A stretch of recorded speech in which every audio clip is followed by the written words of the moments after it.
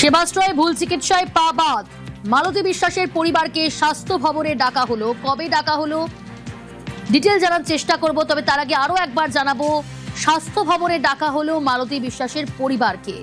খতিয়ে দেখে পদক্ষেপ করবে স্বাস্থ্য দফতর। আরো ডিটেল জানাবে অভিজিৎ রয়েছে আমার সঙ্গে। অভিজিৎ, আগামীকাল বেলা 11:30 নাগাদ এই তার পরিবারকে ডাকা হয়েছে এবং মালতী বিশ্বাসের পরিবারের সঙ্গে কথা হয়েছে স্বাস্থ্যমন্ত্রী শারদ মুখোপাধ্যায়। এবং তিনি নিজে যেহেতু ব্যক্তিগতভাবে একজন চিকিৎসক, তিনি তার পরিবারকে জানিয়েছেন মূলত মালতী বিশ্বাসের পুত্রের সঙ্গে কথা হয়েছে স্বাস্থ্যমন্ত্রীর, এবং তিনি যেটা জানিয়েছেন সমস্ত প্রেসক্রিপশন, সেবাশ্রয়ের যা যা প্রেসক্রিপশন, পরবর্তীকালে যেখানে যা যা ভাবে চিকিৎসা হয়েছে সব কিছু কাগজপত্র নিয়ে আগামীকাল বেলা 11:30 নাগাদ সল্টলেক স্বাস্থ্য ভবনে স্বাস্থ্যমন্ত্রীর যে চেম্বার রয়েছে সেখানে দেখা করতে বলা হয়েছে।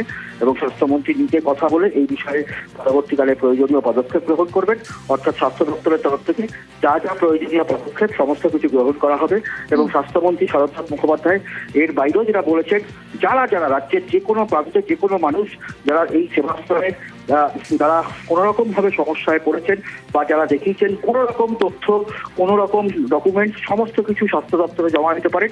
সেবাশ্রয় গোটাটাই স্ক্যানারে রয়েছে স্বাস্থ্য দপ্তরের। এইরকম ভাবে বেআইনি ভাবে এরকম একটা স্বাস্থ্য শিবির পরিচালনা করা কোনোভাবেই স্বাস্থ্য দপ্তর মানতে পারে না।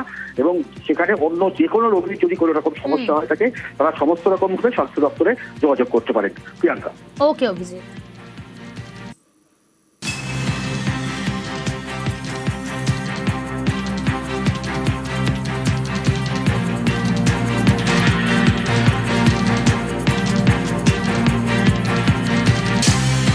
মালতী বিশ্বাসকে স্বাস্থ্য মন্ত্রকে ডাকা হয়েছে। আমাদের মাননীয় স্বাস্থ্যমন্ত্রী উনি নিজে ডেকেছেন, নিজে ওনার সঙ্গে কথা বলেছেন।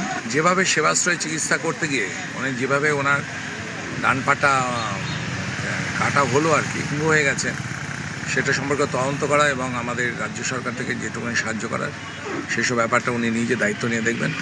ইতিমধ্যে এফআইআর স্টার্ট হয়ে গেছে রবীন্দ্রনগর থানায় অভিযুক্ত ব্যক্তিদের বিরুদ্ধে।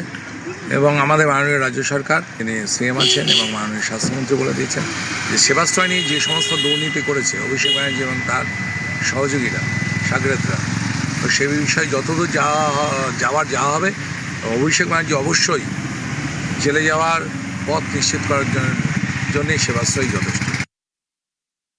এফআইআর যদি হয় সেই এফআইআর এর ভিত্তিতে পুলিশ আইন অনুসারে আমাদের ন্যায় সংহিতা অনুসারে কাজ করবে। আর অভিষেক বন্দ্যোপাধ্যায় আজ না হয় কাল জেলের ভেতরে যাবেনি, কেউ বাঁচাতে পারবে না। এত কাণ্ড করে রেখেছেন, শুধু এই দুরাশ্রয় সেবাশ্রয় নয়, আরো অনেক কাণ্ড কীর্তি করে রেখেছেন, যে কাণ্ড কীর্তির জন্য উনি এমনিই জেলে যাবেন। সেটা তো বিদেশে পালানোর চেষ্টা করছেন। মানে লতা মঙ্গেশকর বেঁচে থাকলেও তাকেও গান গাওয়ানোর জন্য এতটা রিকোয়েস্ট করতে হতো না যতটা অভিষেক বন্দ্যোপাধ্যায়কে গলার ভয়েস দেওয়ার জন্য রিকোয়েস্ট করতে হচ্ছে। তো বড় মাছ তো একবারে ছিপে ওঠে না, একটু ঘুরিয়ে ফিরিয়ে তারপরে তুলতে হয়।